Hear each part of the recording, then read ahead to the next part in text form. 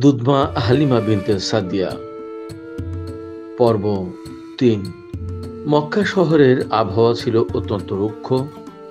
এই আবহাওয়া শিশুদের শরীর গঠনের জন্য মোটেই উপযুক্ত ছিল না। মক্কায় তখন এক প্রথা চালু ছিল, জন্মের পর শিশুরা অন্য মায়ের কাছে লালিত পালিত হতো। তাকে দুধমা বলা হতো। দুধমা কয়েক মাসের জন্য নতুন শিশুর লালন পালনের দায়িত্ব পালন করত। তাই মা আমিনা ও আব্দুল মুত্তালিব একজন দুধমায়ের খোঁজ করছিলেন।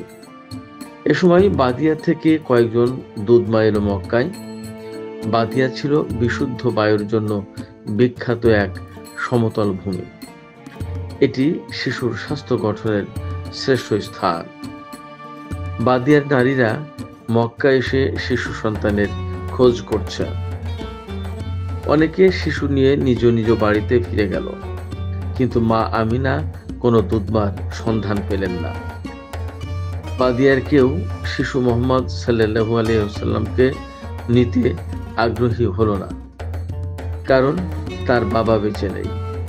শিশুটি এতিম। মা আমিনা তাই চিন্তায় পড়ে গেলেন। কিন্তু আল্লাহর কি শান! এরই মধ্যে অল্প বয়সী এক নারী কোনো শিশুর সন্ধান পেলেন না। সবশেষে তিনি এগিয়ে এলেন। তার নাম হালিমা বিনতে সাদিয়া। তিনি ছিলেন খুব ক্ষুধার্ত ও ক্লান্ত।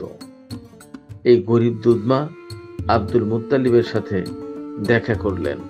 দাদা বললেন, আমার একটি নাতি আছে, কেউ তাকে নিতে রাজি হচ্ছে না, কারণ তার বাবা বেঁচে নেই। শিশুটি এতিম। আপনি কি তার দুধমা হবেন? শিশুটির প্রতি হালিমার করুণা হলো। তিনি আব্দুল মুত্তালিবের প্রস্তাব গ্রহণ করলেন। শিশুটিকে দেখে হালিমা বিনতে সাদিয়ার হৃদয় আনন্দ আর উষ্ণতায় ভরে গেল।